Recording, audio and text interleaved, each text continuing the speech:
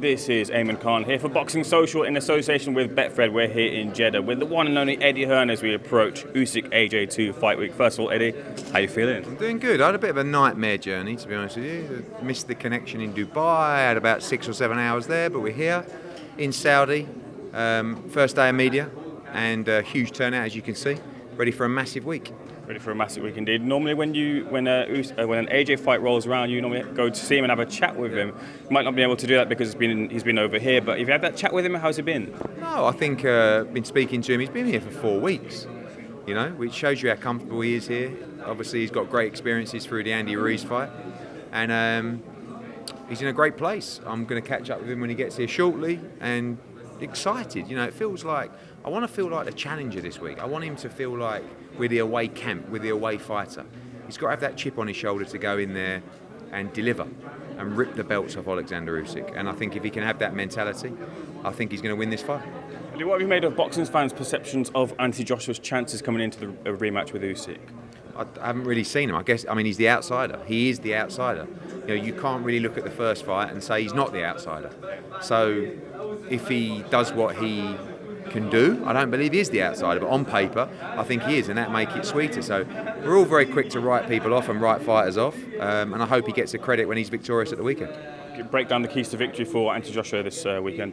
Be smart, be aggressive, listen to your corner, execute the game plan, be versatile, back this guy up, and after 6 rounds make sure he's either out of there or he's in a place that he wishes he really wasn't.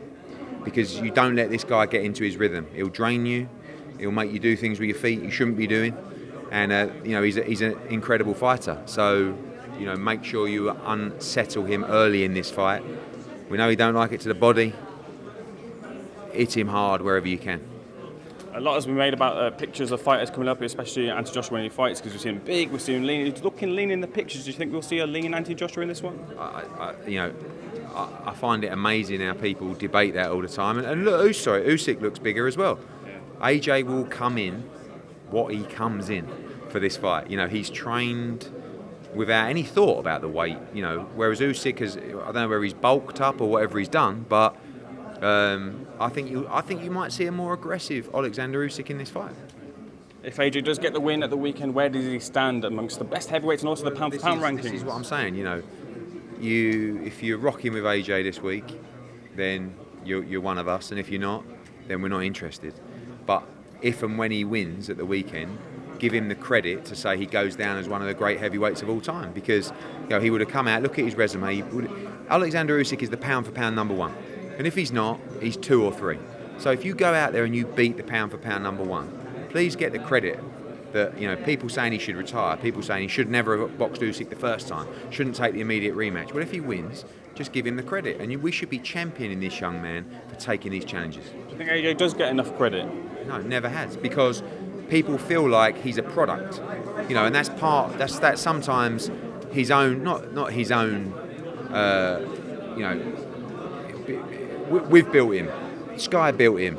Everybody championed him up because he won the Olympic gold. He won the world heavyweight title. He unified it against Klitschko at Wembley. He unified it against Joseph Parker, and he has been the saviour of British boxing. And sometimes people rebel against the system and think, well, he's manufactured. He's far from manufactured. If you're manufactured, you don't have a resume like Anthony Joshua, and you certainly don't fight Alexander Usyk twice. In fact, you swerve him. That's what you do. And this guy's swerved no one in his whole career, so he deserves a lot of respect, and that's what fight fans want. They want the best fighting the best. What's the situation with Usyk? Will he be signed to Matchroom if he wins? This is the last fight with him. His promotional contract was up with us a couple of fights ago. He did a 1-fight deal to fight Chisora, and then a fight with AJ plus the rematch. So this is it, and that's what I'm saying. We've got to win this fight. AJ's got to win it. We as a team are desperate to win it. 2-5-8, everybody.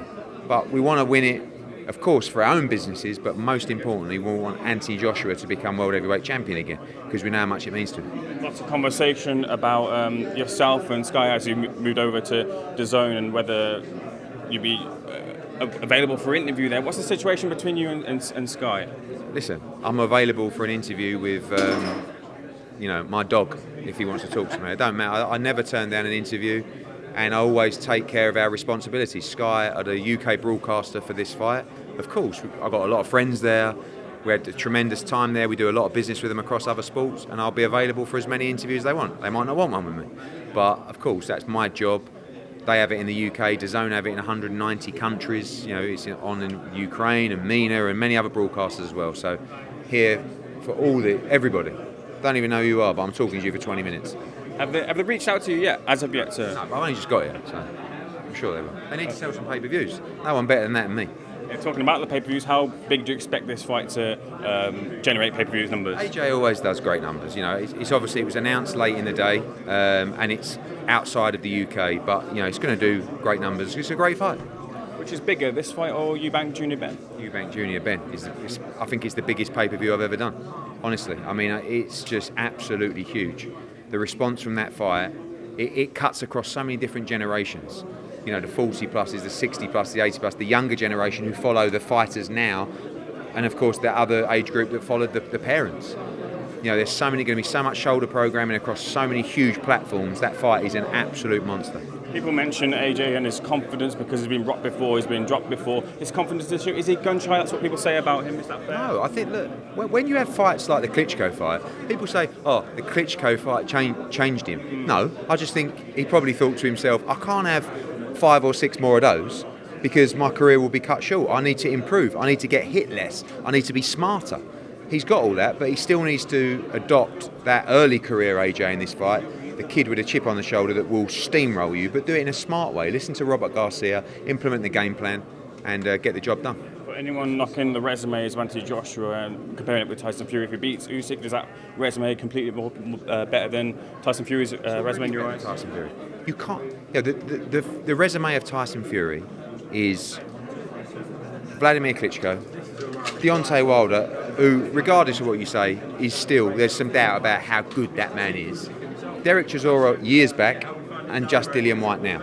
AJ beat Dillian White, Vladimir Klitschko. There's 2 of them, right? So now you're down to Derek Chisora and Deontay Wilder. So couple that with AJ, with Andy Ruiz, with Joseph Parker, who was a world champion at the time, with Alexander Povetkin, who was a mandatory challenger.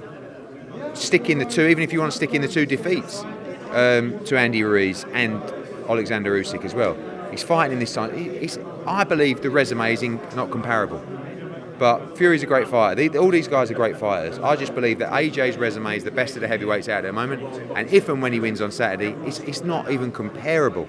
So be ready for the credit if and when victory comes. Smart way for Tyson Fury to get his name in the fight week by vacating. Always. He's like, you know, I don't know why he does it, but he's a character. A couple final questions from me. Can you tell me what the running order is? Who will be the chief support to the fight? Filip Hrgovic against Zhang, final eliminator for the IBF World Heavyweight title, and Callum Smith, fight before that. Ramla Ali, groundbreaking, film fight there. How hard was that to get that over the line? It's important, you know, Saudi requested that, and I think it's a great move, you know, to showcase change here, and a great opportunity for Ramla Ali to make history. Can you tell me where does Anthony Joshua go if he wins? Where does he go if he loses? If he loses, he's still one of the best heavyweights in the world. He couldn't beat the pound-for-pound number 1. If he wins, give him the credit as one of the greatest heavyweights of all time, and we'll chase down that undisputed somehow, some way.